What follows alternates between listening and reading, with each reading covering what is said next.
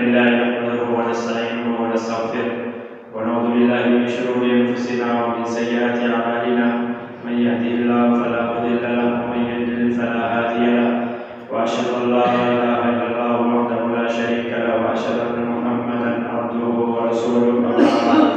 فإن خير الحديث كتاب الله وخير الهدي هدي محمد صلى الله عليه وسلم وشر الأمور محدثاتها وكل محدثة بدعة وكل بدعة ضلالة وكل ضلالة في النار. أعوذ بالله السميع العليم من الشيطان الرجيم. بسم الله الرحمن الرحيم. يا أيها الذين آمنوا اتقوا الله حق تقاته ولا تموتن إلا وأنتم مسلمون. يا أيها الناس اتقوا ربكم الذي خلقكم من نفس واحدة وخلق منها زوجها وبث منهما رجالا كثيرا ونساء واتقوا الله الذي تساءلون به والأرحام إن الله كان عليكم رقيبا. يا أيها الذين آمنوا اتقوا الله وقولوا قولا سديدا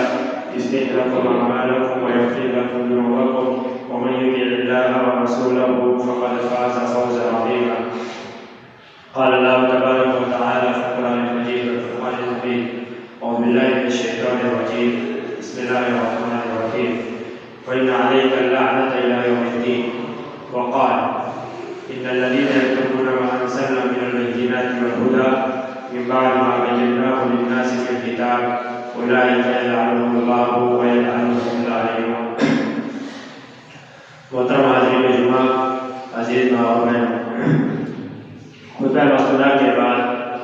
قرآن کریم کے دو مقامات سے دو الگ الگ آیتیں آپ کے سامنے پیش کی گئی. پہلی آیت میں جس کا تعلق حضرت آدم علیہ السلام کے اس مشہور واقعے سے ہے، جس کا قرآن کریم میں کئی مقامات پر تفصیلی تذکرہ ہے، جسے ہمیں سے ہر شخص جانتا ہے کہ حضرت آدم علیہ السلام کو پیدا کرنے کے بعد اللہ رب العالمین نے انہیں جنت میں جگہ دی، لیکن اللہ تعالیٰ کی نافرمانی کی وجہ سے، اللہ کے حکموں کی مخالفت کی وجہ سے وہ جنت سے نکال دیے گئے. اور اس سے پہلے جب آدم علیہ السلام کو پیدا کیا گیا تو اللہ تعالیٰ نے ان کی عزت اور تقریم میں تمام فرشتوں کو اس بات کا حکم دیا کہ وہ حضرت آدم علیہ السلام کو سجدہ کرے، تو ابلیس نے سجدہ کرنے سے انکار کر دیا. نتیجے میں اللہ رب العالمین نے اس کے تعلق سے جو بات بیان فرمائی وہ یہ کہ ان علیک اللعنۃ الی یوم الدین، کہ تجھ پر قیامت کے دن تک کے لیے لعنت بھیج دی گئی. یعنی وہ اللہ کے حکم کی مخالفت کی وجہ سے اللہ تعالیٰ کی لعنت کا مستحق ٹھہرا. لعنت کا مطلب ہوتا ہے البعد عن رحمت اللہ، کہ اللہ تعالیٰ کی رحمت سے دور کر دیا جانا. اور بعض علماء سلف کا کہنا ہے کہ لعنت کا مطلب ہوتا ہے کہ پھٹکار کا پڑنا اور آدمی کا ذلیل و خوار ہونا اور آدمی کا ذلیل و رسوا کر دیا جانا. تو معلوم ہوا کہ ابلیس نے حضرت آدم علیہ السلام کو سجدہ کرنے سے انکار کیا، اللہ کے حکم کی مخالفت کی. اللہ رب العالمین نے اس پر قیامت تک کے لیے لعنت بھیج دی. یہی وجہ ہے کہ جب جب قرآن کریم کی تلاوت کی جائے گی، جب جب حضرت آدم علیہ السلام کی اس واقعے کا تذکرہ ہوگا تو کسی نہ کسی شکل و صورت میں ابلیس پر لعنت بھیجی جاتی ہے اور لعنت پڑتی ہے اور وہ اللہ تعالیٰ کی رحمت سے دور ہوتا ہے، وہ ذلیل و خوار کر دیا جاتا ہے. تو اسی طریقے سے ہماری اپنی زندگی میں ہمیں یہ جائزہ لینا چاہیے، ہمیں اپنا محاسبہ کرنا چاہیے، اپنے شب و روز کو کھنگالنا چاہیے، اپنی مجلسوں کو، اپنی خلوتوں کو، اپنی جلوتوں کو ٹٹولنا چاہیے کہ ہماری زبان سے، ہمارے اعضاء و جوارح سے کون سے ایسے گناہ سرزد ہوتے ہیں، کون سے ایسے اعمال ہم انجام دیتے ہیں جو اللہ رب العالمین کی لعنت کا مستحق بن سکتے ہیں یا اللہ رب العالمین کی لعنت کا حقدار بناتے ہیں. اور ساتھ ہی ساتھ یہ بات بھی دھیان رکھنی چاہیے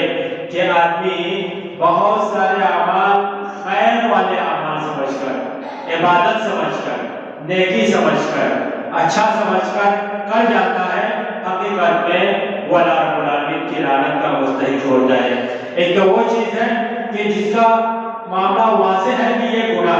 جس کا معاملہ آیا ہے کہ اللہ تعالیٰ کی نافرمانی ہے یا اللہ اس کے رسول کے حکموں کی مخالفت ہے، تو آدمی کا اس سے بچنا آسان ہوتا ہے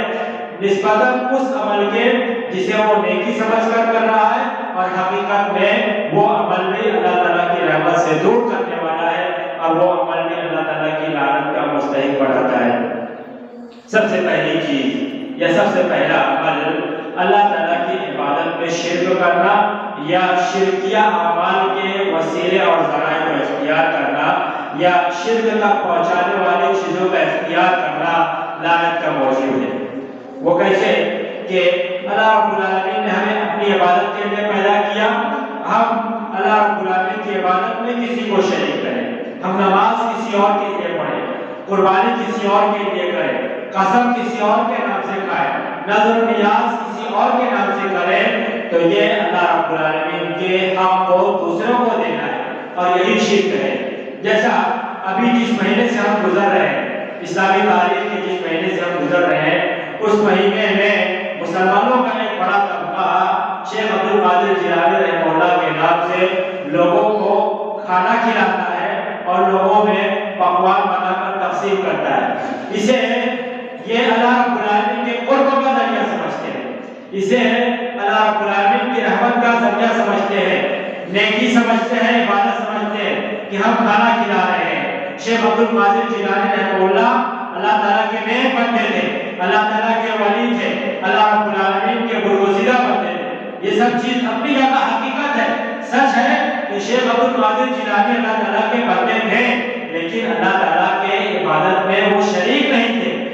ایسا نہیں ہو سکتا کہ اللہ رب العالمین کے نام پر کسی جانور کو ذبح کیا جائے تو شیخ عبد القادر جیلانی کا مقام اور مرتبہ اتنا اونچا ہو گیا کہ آپ ان کے نام سے کھانا بنوائیں، ان کے نام سے کھانا تقسیم کریں اور اس عمل کو نیکی سمجھے اور عبادت سمجھے۔ یہ اللہ تعالیٰ کی لعنت کا مستحق بناتا ہے۔ اسی طریقے سے یہ تو ہوا عبادت میں شرک، اللہ تعالیٰ کی بندگی میں کسی کو شریک کرنا، اللہ تعالیٰ کا حق کسی اور کو دینا۔ آدمی قسم کھائے، اپنے والدین کی قسم کھائے، کسی کی ماں کی کسی کی باپ کی قسم کھائے، یا کسی کے سر کی قسم کھائے، یا کسی اور چیز کی قسم کھائے، یہ اللہ تعالیٰ کے ساتھ شرک ہے۔ اللہ تعالیٰ کی جگہ پر اس نے بندے کو اٹھا کر بٹھا دیا۔ آدمی قسم اس لیے کھاتا ہے کہ اپنی بات میں وزن پیدا کرے، اپنی بات میں پختگی لائے، سامنے والے کا جو شک ہے یا سامنے والے کی جو ہچکچاہٹ ہے وہ قسمیاں چھوڑنے کے ساتھ دور کر دے۔ اور آدمی جب بھی قسم کھاتا ہے تو جو چیز اس کے نزدیک سب سے زیادہ قابل تعظیم ہوتی ہے، سب سے زیادہ عظمت کے لائق ہوتی ہے، سب سے زیادہ احترام کے لائق ہوتی ہے، تو اسی کے نام کی قسم کھاتا ہے۔ اسی لیے اللہ کے رسول صلی اللہ علیہ وسلم نے صاف صاف ارشاد فرمایا کہ جو شخص من کان یحلف فلیحلف باللہ، کہ جو شخص قسم کھانا چاہتا ہے تو اسے چاہیے کہ وہ اللہ کے نام کی قسم کھائے، اور من کان بغیر اللہ، من حلف بغیر اللہ فقد اشرک، کہ جس نے اللہ کے علاوہ دوسرے کی قسم کھائی تو اس نے شرک کیا۔ اگر ماں کے نام کی قسم کھاتا ہے تو اس نے ماں کو اللہ کے مقام تک پہنچا دیا، ماں کو قابل تعظیم قابل عزت اتنا سمجھا جتنا اللہ رب العالمین کو سمجھنے کا حق ہے۔ یہ اللہ رب العالمین کی عبادت اور بندگی میں شرک ہے۔ اسی طریقے سے اللہ تعالیٰ کی محبت میں شرک، سب سے زیادہ محبت ایک مسلمان کو اللہ تعالیٰ سے ہونی چاہیے۔ اللہ تعالیٰ نے فرمایا کہ وَمِنَ النَّاسِ مَن يَتَّخِذُ مِن دُونِ اللَّهِ اندازہ يُحِبُّونَهُمْ كَحُبِّ اللَّهِ، کہ لوگوں میں سے کچھ لوگ ایسے ہیں، مسلمانوں کا ایک بڑا طبقہ ایسا ہے، انسانوں میں سے ایک بڑی اکثریت ایسی ہے جو اللہ تعالیٰ کے شرکاء سے ایسی محبت کرتا ہے جیسے اللہ تعالیٰ سے محبت ہونی چاہیے۔ اب پھر مسلمانوں کا حال بیان کیا، مومنوں کی محبت کو بیان کیا کہ والذین آمنوا اشد حبا للہ، کہ جو مومن ہوتا ہے، جو مومنین ہوتے ہیں وہ اللہ تعالیٰ سے سب سے شدید محبت رکھتے ہیں، سب سے سچی محبت، سب سے خالص محبت اللہ تعالیٰ سے مسلمان کرتا ہے۔ تو اگر ہم اللہ تعالیٰ کے علاوہ کسی اور سے ایسی محبت کرنے لگے جیسی اللہ سے محبت کرنے کا حق ہے تو گویا کہ ہم نے محبت میں اللہ تعالیٰ کے ساتھ دوسرے کو شریک کیا۔ اور شرک تک پہنچانے اعمال کو، شرک تک پہنچانے والے اسباب اور ذرائع کو اختیار کرنا بھی اللہ تعالیٰ کی لعنت کا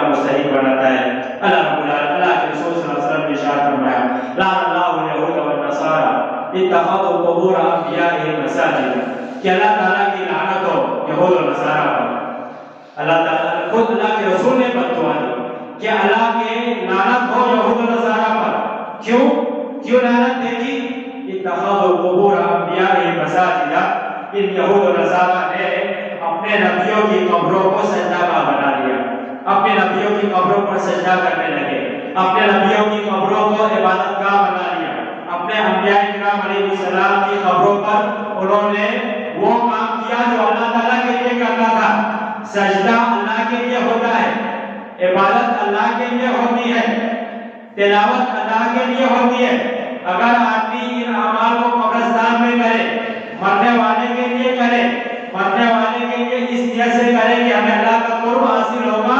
تو یہ شرک ہے. اور یہاں پر اللہ کے رسول صلی اللہ علیہ وسلم نے یہود و نصارہ کو صاف لفظ میں بد دعا دی. تو معلوم ہوا کہ آدمی اگر براہ راست خود شرک کرتا ہے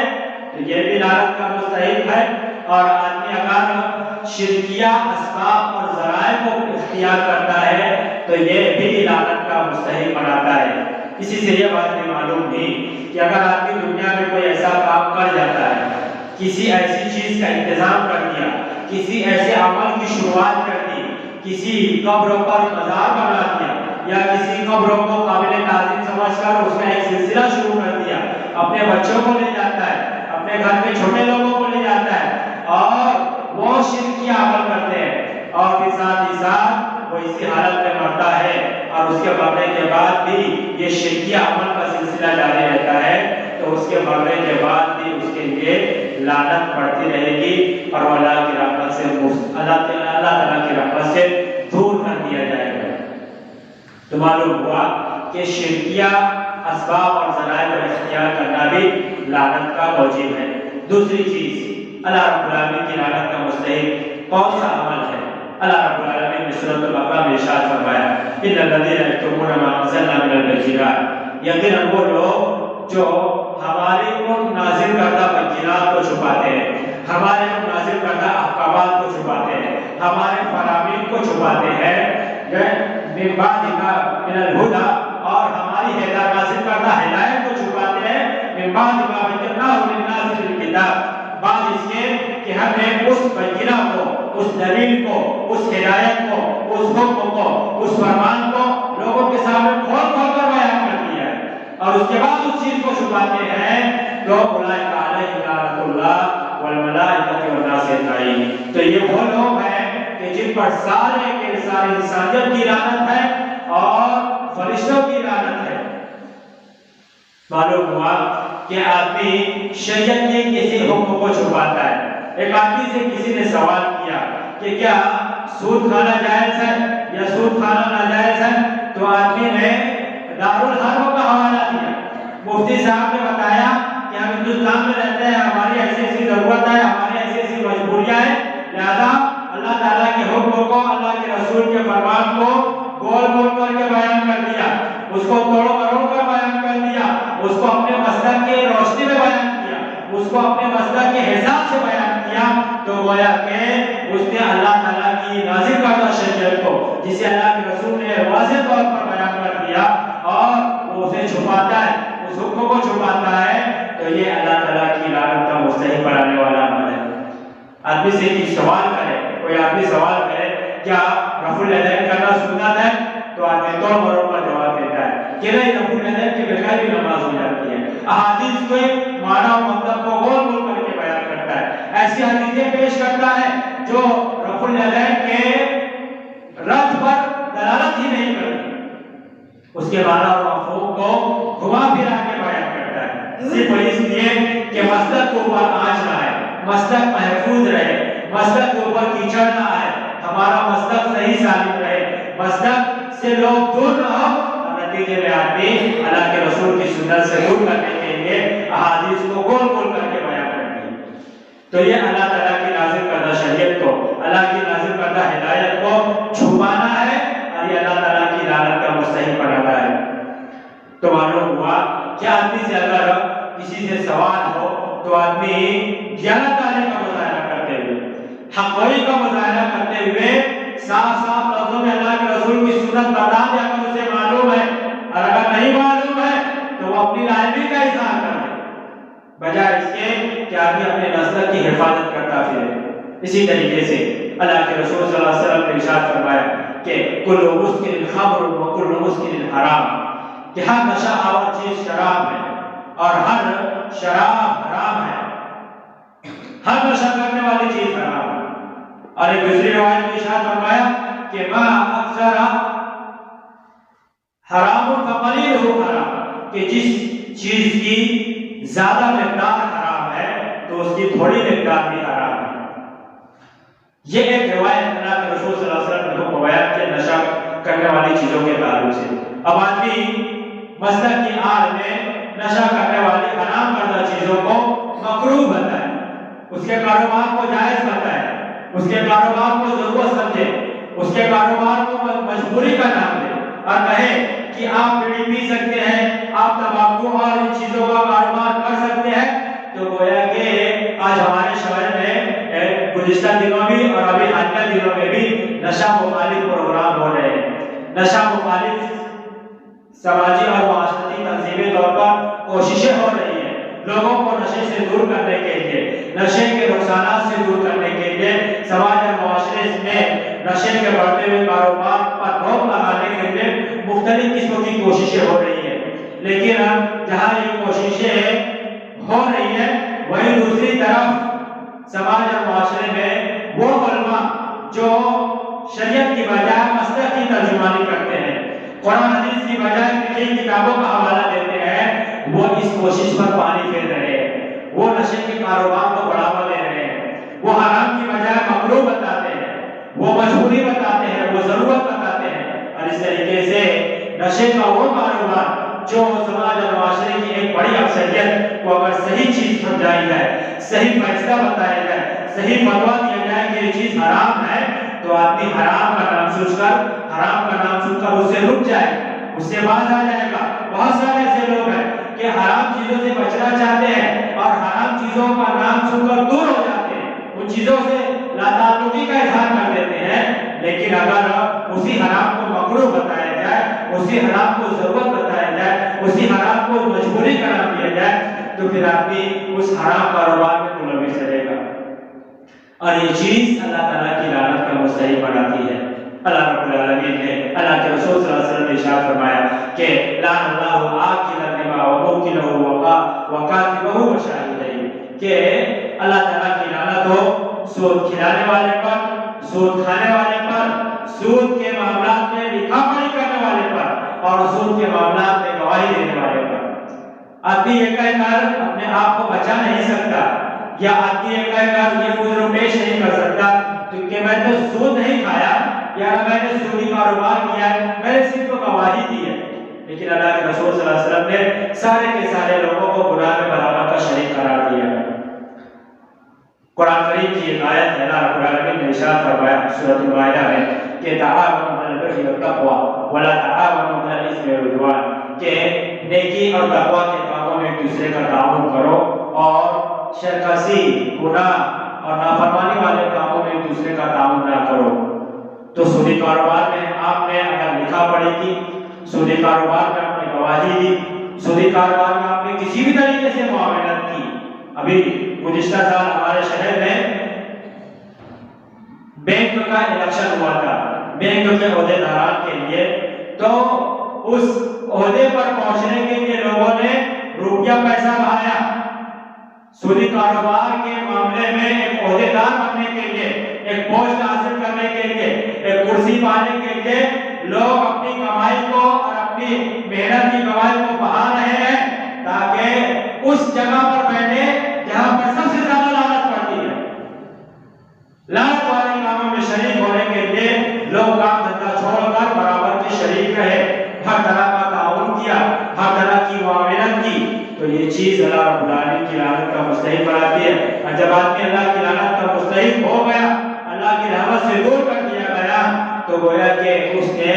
اصل سعادت مندی کے راستے کو، اصل خیر اور بھلائی والے راستے کو اپنے لیے بند کر دیا۔ اپنا وہ خود اس راستے پر چل سکتا ہے جہاں سے خیر اور بھلائیاں آتی ہیں، جہاں سے اللہ تعالیٰ کی رحمتیں آتی ہیں۔ اسی طریقے سے اللہ تعالیٰ کی لعنت کا مستحق بنانے والی چیزوں میں سے ایک چیز ہے برائی دیکھنے کے بعد برائی سے منع نہ کرنا۔ آدمی اپنے گھر میں اپنے گھر کے لوگوں کو برا کام کرتا دیکھے، موبائل کا غلط استعمال کرتا دیکھے، عورتوں کو بے پردگی کے ساتھ دیکھے، یا اسی طریقے سے اولاد کے سلسلے میں مصدقہ طور پر یہ بات معلوم ہو جائے کہ ہمارا بچہ فلاں غلط کام میں یا فلاں اخلاقی برائی میں ملوث ہے، اور آدمی اسے اپنی ذمہ داری نہ سمجھتے ہوئے اسے اپنے بچوں کو، اپنے چھوٹے لوگوں کو، اپنے ماتحتوں کو برائی سے نہیں روکتا، سماج اور معاشرے میں آتے جاتے ہوئے وہ برائی دیکھتا ہے، برائی سے نہیں روکتا، برائی کو برا نہیں جانتا، برائی کو روکنے کے لیے حتی المقدور کوشش نہیں کرتا، یا پھر اسی طریقے سے سماج اور معاشرے میں وہ اپنے دوستانہ تعلقات میں لوگوں کو برائی سے نہیں روکتا، برائی پر خوشی کا اظہار کرتا ہے، برائی کو معاونت کرتا ہے، برائی کا ماحول فراہم کرتا ہے، خود برائی کا حکم دیتا ہے، بھلائی سے روکتا ہے، تو یہ تمام چیزیں اللہ رب العالمین کی لعنت کا مستحق بناتی ہے۔ اللہ رب العالمین نے بنی اسرائیل کا تذکرہ کیا اور فرمایا کہ لعن الذین کفروا علی لسان داؤد، لعن الذین کفروا من بنی اسرائیل علی لسان داؤد وعیسی ابن مریم، کہ اللہ تعالیٰ کی لعنت کی گئی کن لوگوں پر؟ بنی اسرائیل کے لوگوں پر، علی لسان داؤد وعیسی ابن مریم، حضرت داؤد علیہ السلام اور حضرت عیسیٰ علیہ السلام کی زبانی، ان دونوں انبیاء کرام کی زبانی بنی اسرائیل پر لعنت کی گئی۔ کیوں؟ علی لسان داؤد اور عیسیٰ ابن مریم ذالک بما عصوا وکانوا یعتدون، اس لیے کہ وہ لوگ اللہ رب العالمین کی نافرمانی کیا کرتے تھے، شرکسی کیا کرتے تھے، اور لوگوں کا معاملہ کیا تھا؟ قالوا لا يتناهون عن منکر فعلوه لبئس ما كانوا يفعلون، کہ وہ لوگوں کو برائی سے نہیں روکتے تھے، برے کاموں سے منع نہیں کرتے تھے، بلکہ اسے خوب کر لیا کرتے تھے۔ عبداللہ بن عباس رضی اللہ عنہ اس آیت کی تفسیر میں ان لوگوں کے کردار کو بیان کرتے ہوئے لکھا کہ بنی اسرائیل کا معاملہ یہ تھا کہ اگر وہ سماج اور معاشرے میں کسی کو کوئی برا کام کرتے دیکھتے تو اسے ایک مرتبہ منع کرتے، لیکن جب وہ نہیں مانتا تو پھر وہ خود اس برائی میں ملوث ہو جاتے تھے۔ کسی کو شراب پیتے دکھا، منع کیا نہیں منع تو خود شراب پینے میں ملوث ہو گئے، کسی کو کوئی اور معصیت اور کسی اور گناہ میں ملوث دیکھا، پہلے منع کیا نہیں مانا تو خود اس برائی میں ملوث ہو گئے۔ تو اللہ رب العالمین نے ان لوگوں کی اس حرکت کی وجہ سے حضرت عیسیٰ علیہ السلام اور حضرت داؤد علیہ السلام کی زبانی پر لعنت بھیج دی گئی، اور جو وہ کام کیا کرتے تھے بہت برا کام تھا کہ آدمی خود برائی دیکھے، برائی سے منع نہ کرے، یہ تو جرم ہے ہی، پھر اس برائی کو خود انجام دینے لگے، یہ مزید جرم ہے۔ اسی لیے اللہ رب العالمین نے منافقین کا حال بیان کرتے ہوئے فرمایا کہ المنافقون والمنافقات بعضهم من بعض یأمرون بالمنکر وینہون عن المعروف، کہ نفاق کی ایک بہت بڑی علامت یہ ہے، منافق ہونے کی ایک بہت بڑی پہچان یہ ہے کہ منافقین میں سے چاہے منافق مرد ہو یا منافقہ عورتیں، ان لوگوں کا معاملہ مدینے میں یہ تھا کہ وہ یأمرون بالمنکر وینہون عن المعروف، کہ وہ لوگوں کو برائی کا حکم دیتے تھے اور لوگوں کو بھلائی سے روکتے تھے۔ برائی ہر وہ چیز جسے اللہ اور اس کے رسول نے برا کہا ہے، بھلائی ہر وہ چیز جسے اللہ اور اس کے رسول نے اچھائی سے تعبیر کیا ہے۔ اگر آدمی اسے بھلائی کو منع کرتا ہے، بھلائی سے لوگوں کو روکتا ہے اور برائی کا حکم دیتا ہے، تو نہ صرف یہ کہ منافقوں کی روش پر ہے، بلکہ اللہ رب العالمین نے اسی آیت کے اخیر میں ان لوگوں کو اوپر اپنی لعنت بھیجی، اپنی رحمت سے دور کر دیا۔ اور رحمت کیا چیز ہوتی ہے؟ اللہ کے رسول صلی اللہ علیہ وسلم نے قیامت کے دن کا حال بیان کرتے ہوئے ارشاد فرمایا کہ سددوا وقاربوا واعملوا، کہ تم درستگی اختیار کرو، دین کے معاملے میں صحیح راستے پر چلو، ایک دوسرے سے قربت اختیار کرو، میل محبت کے ساتھ زندگی گزارو، آپسی بھائی چارگی کے ساتھ زندگی گزارو، اور یاد رکھو کہ تم میں سے کوئی بھی شخص اللہ تعالیٰ اپنے عمل کی بنیاد پر جنت میں نہیں جا سکتا۔ آدمی کی جو نمازیں ہیں، آدمی کی جو نیکیاں ہیں، آدمی کے جو اچھے اعمال ہیں، وہ اپنے اچھے عمل کی بنیاد پر، محض اپنی نیکیوں کی بنیاد پر جنت میں نہیں جا سکتا۔ اصحاب کرام کو بڑا تعجب ہوا کہ اللہ کے رسول، کیا آپ بھی اللہ اپنے عمل کی بنیاد پر جنت میں نہیں جا سکتے؟ تو اللہ کے رسول نے فرمایا کہ ہاں ولا انا، کہ میں بھی اللہ تعالیٰ اپنے عمل کی بنیاد پر جنت میں نہیں جا سکتا الا ان یتغمدنی اللہ برحمتہ، الا یہ کہ اللہ تعالیٰ مجھے اپنی رحمت میں ڈھانپ لے۔ جب تک اللہ تعالیٰ کی رحمت نہیں ہوگی، جب تک اللہ تعالیٰ کی اجازت نہیں ہوگی، جب تک اللہ تعالیٰ کی توفیق نہیں ہوگی، جب تک اللہ تعالیٰ کا حکم نہیں ہوگا، تو میں بھی اپنے عمل کی بنیاد پر، اپنی نیکیوں کی بنیاد پر جنت میں نہیں جا سکتا۔ اس پہ اللہ تعالیٰ کے اختیارات کا بھی بیان ہے اور اس بات کی بھی بیان ہے کہ بندے کے لیے دنیا اور آخرت میں اللہ تعالیٰ کی رحمت کا ہونا کس قدر ضروری ہے۔ اب یہاں پر ایک سوال اٹھتا ہے کہ قرآن حدیث میں مختلف مقامات پر مختلف نیکیوں کا بدلہ بیان کرتے ہوئے اللہ رب العالمین نے جنت کا تذکرہ کیا ہے۔ جیسا ایک اجمالی طور پر بیان کیا کہ ان الذین آمنوا وعملوا الصالحات، کہ وہ لوگ جو ایمان لائے اور نیک عمل کیا، لہم جنات تجری من تحتہا الانہار خالدین فیہا، کہ ان ایمان لانے والوں اور نیک عمل کرنے والوں کے لیے بدلہ یہ ہے کہ ان کے لیے ایسی جنتیں ہوں گی جن کے نیچے نہریں جاری ہوگی اور یہ ان جنتوں میں ہمیشہ ہمیشہ رہیں گے۔ اور ایسے ہی بہت ساری ایسی نیکیاں، نماز کی پابندی ہے، صدقات و خیرات ہے، زکوٰۃ کی ادائیگی ہے، بہت ساری نیکیوں کا بدلہ جنت کی صورت میں بیان کیا گیا ہے۔ تو پھر اللہ کے رسول صلی اللہ علیہ وسلم کے اس فرمان کا کیا مطلب ہے کہ کوئی بھی شخص اپنے عمل کی بنیاد پر جنت میں نہیں جا سکتا؟ مطلب یہ ہے کہ آدمی کو اگر دنیا میں نیکی کی توفیق مل رہی ہے، اچھے کاموں کی توفیق مل رہی ہے، وہ برائی سے دور ہے، وہ اللہ اور اس کے رسول کی فرما برداری کر رہا ہے، اللہ اور اس کے رسول کی اطاعت کرتا ہے، تو یہ بھی اللہ تعالیٰ کی رحمت ہی کا حصہ ہے۔ اللہ کی رحمت نہ ہو، اللہ تعالیٰ کی توفیق نہ ہو تو آدمی چھوٹی سی چھوٹی نیکی بھی انجام نہیں دے سکتا۔ دنیا میں اللہ تعالیٰ کی رحمت ہے تو آدمی نیکیاں کر لے رہا ہے اور یہی رحمت اسے برزخی اور اخروی زندگی میں بھی اللہ تعالیٰ کے انعام و اکرام کا مستحق بنائے گی۔ جیسا کہ اللہ رب العالمین نے پندرہ پارے میں ارشاد فرمایا کہ ربکم اعلم بکم ان یشاء یرحمکم او ان یشاء یعذبکم، کہ تمہارا پروردگار تمہارے احوال سے اچھی طرح سے واقف ہے، تمہارے بارے میں تمہارا پروردگار سب سے زیادہ جانتا ہے۔ آدمی خود اپنے بارے میں اتنا نہیں جانتا جتنا اللہ رب العالمین آدمی کے بارے میں جانتا ہے۔ آدمی تنہائی میں کیا کچھ کرتا ہے، آدمی اکیلے میں کیا کچھ کرتا ہے، اللہ رب العالمین کے علم میں ہوتا ہے، اللہ تعالیٰ کی نظروں میں ہوتا ہے۔ آدمی کے دل میں کیسے خیالات اور کیسے ارادے چل رہے ہیں، نیکی کرنا چاہتا ہے، برائی کرنا چاہتا ہے، گناہ کرنے کے موقع کی تلاش میں ہے، یا جھوٹ بولنے کے لیے کوئی عذر اور بہانہ تلاش کر رہا ہے، یا اس طرح کی جتنی بھی برائیاں اور جتنے بھی برے خیالات آدمی کے دل میں پیدا ہوتے ہیں، سب کچھ اللہ تعالیٰ کے علم میں ہے، تو علیم بذات صدور ہے۔ اب پھر اس کے بعد فرمایا کہ یہ شاید حق کو اور یہ شاید واضح کو، کہ تمہاری جو بھی عمل ہے ان اعمال کی بنیاد پر کل قیامت کے دن اللہ رب العالمین چاہے تو تمہیں اپنی رحمت سے نواز دے، تمہارے اوپر اپنی رحمتوں کو عام کر دے، یا پھر چاہے تو تمہیں تمہارے گناہوں کا بدلے میں تمہیں عذاب دے، سزا دے۔ علماء مفسرین نے اس آیت کا مفہوم بیان کرتے ہوئے لکھا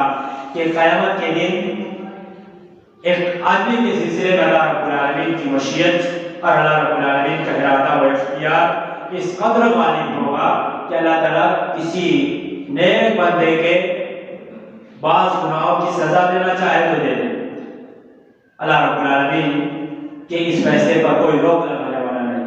اور اللہ رب العالمین چاہے تو کسی گنہگار بندے کے بعض گناہوں کو معاف کر کے اسے جنت میں داخل کر دے۔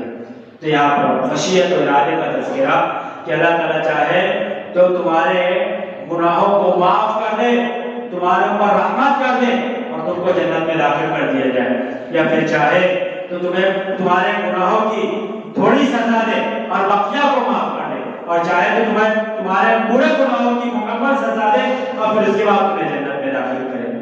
تو معلوم ہوا کہ دنیا میں آدمی کو نیکیوں کی، اچھے کاموں کی توفیق مل رہی ہے، وہ جو بھی نیکیاں کر رہا ہے یہ سب کچھ اللہ تعالیٰ کی محض توفیق اور اللہ تعالیٰ کی رحمت اور اللہ رب العالمین کے فضل و احسان کر دی جائے۔ اور اسی طریقے سے اگر آدمی ایسے اعمال کو انجام دینے والا ہے جو اللہ تعالیٰ کی رحمت کا مستحق بناتی ہے، تو یہ رحمت اسے اللہ رب العالمین کے کل قیامت کے دن بھی مستحق بنائے گی، اور اسی کی بنیاد پر آدمی کی اخروی زندگی کا فیصلہ ہوگا۔ اسی طریقے سے انسانی زندگی میں ایک اور عمل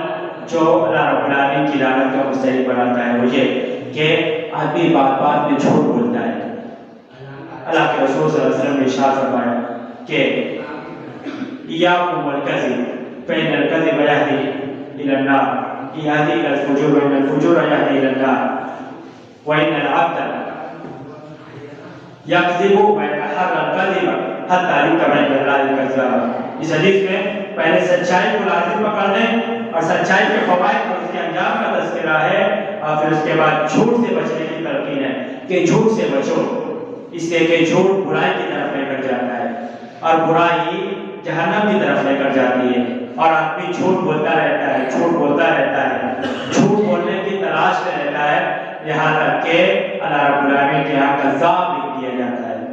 اور ایسے جھوٹے لوگوں کے بارے میں قرآن کریم میں تذکرہ ہے اللہ رحمۃ اللہ علی الکاذبین کہ جھوٹے لوگوں پر اللہ تعالیٰ کی لعنت ہو۔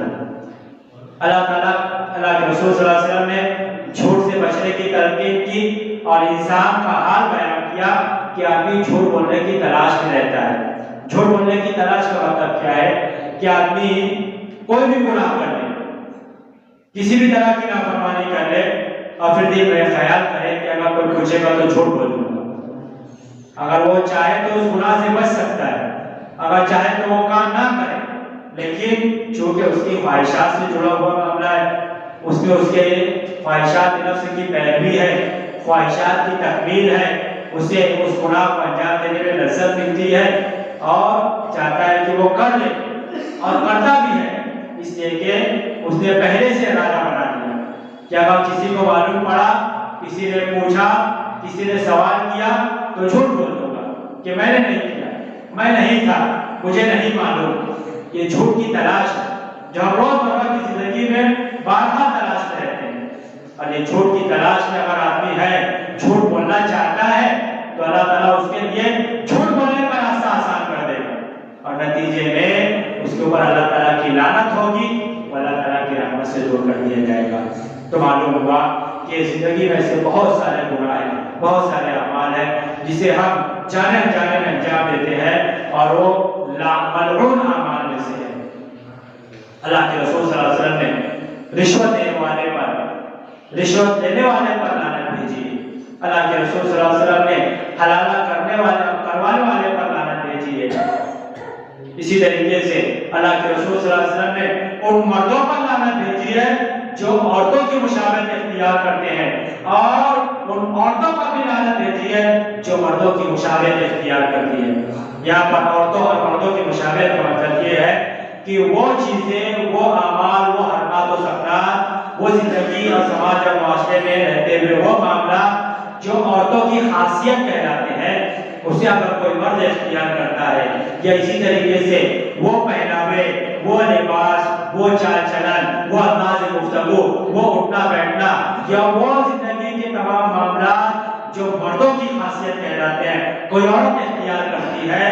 تو یہ اللہ تعالیٰ کی لعنت کا سبب ہے، اور ایسے لوگوں پر اللہ تعالیٰ کی لعنت ہے۔ بعض روایات میں یہاں تک کے الفاظ ہیں کہ ایسے لوگوں پر